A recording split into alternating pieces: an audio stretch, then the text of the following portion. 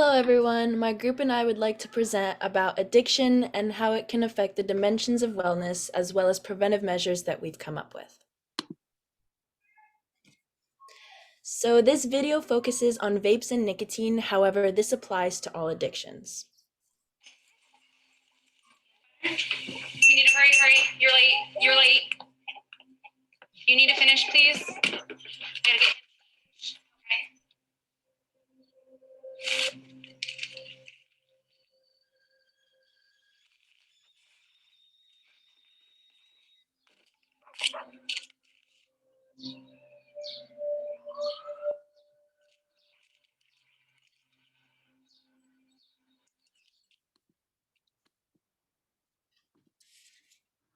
So we would like to start off with what even is an addictive personality. And an addictive personality is a personality that is more likely to become addicted to something. So this can include someone being extremely passionate about something and developing an obsession or fixation, and the underlying factors for getting carried away and overindulging in video games, food, sex, or drugs stem from the hidden anxiety, depression, and poor impulse control.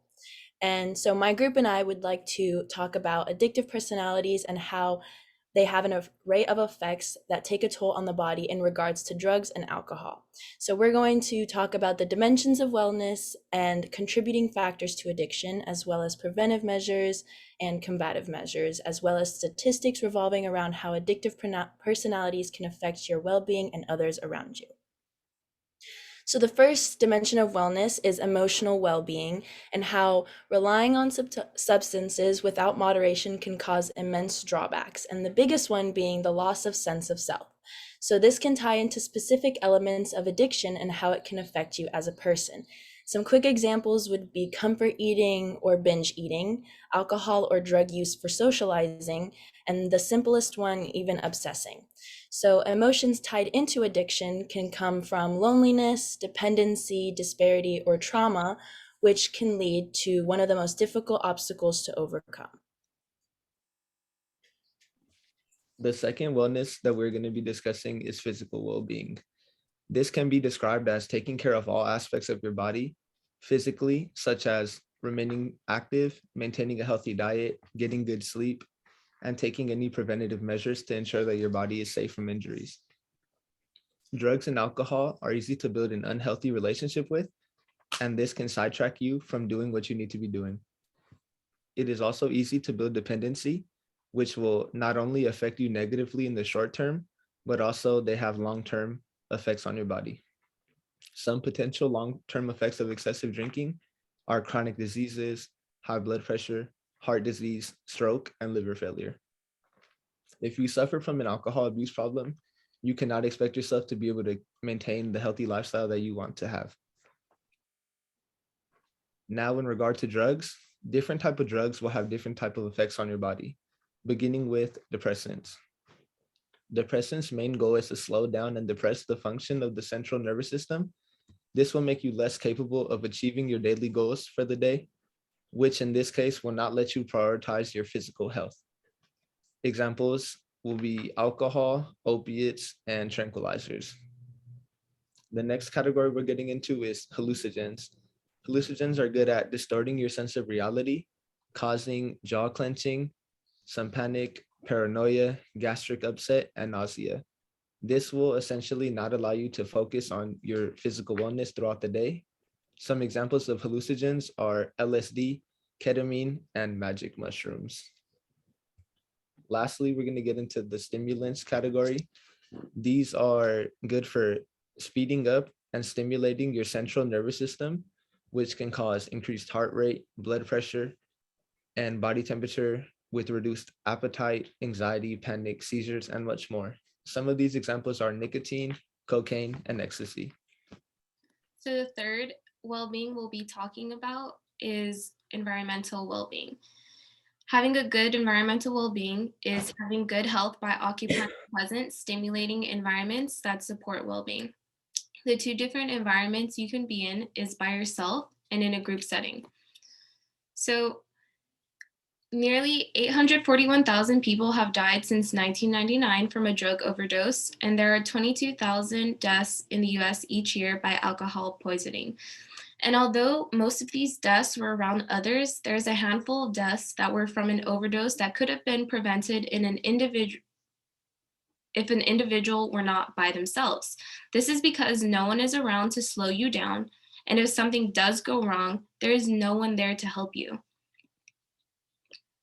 So the purpose of many drinking events is to foster social bonding. People actually tend to drink more in social situations, which can harm the drinker and his and or her peers.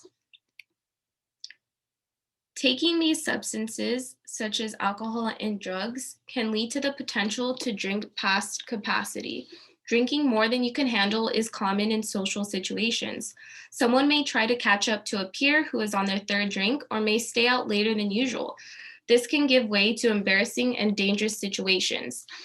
Careless social drinking could cause individuals to drink and drive, commit violence, have unprotected sex or blackout, alcohol poisoning, or even death. By using these substances, you can also form a drinking or drug habit. Drinking or doing drugs regularly can cause addiction. Regular consumption of alcohol and drugs at social functions could increase your tolerance and desire for more. By using these substances, you can also impair your ability to identify dangerous situations because this consumption narrows perception and causes individuals to pay closer attention to fewer internal or external factors. Consequently, people may focus on pleasures rather than consequences. And lastly, using these substances can manipulate the way you think in social settings, giving way to miscommunication. This is common in bars across America because it disrupts our ability to interpret the motives of others, leading to social mistakes or even violence.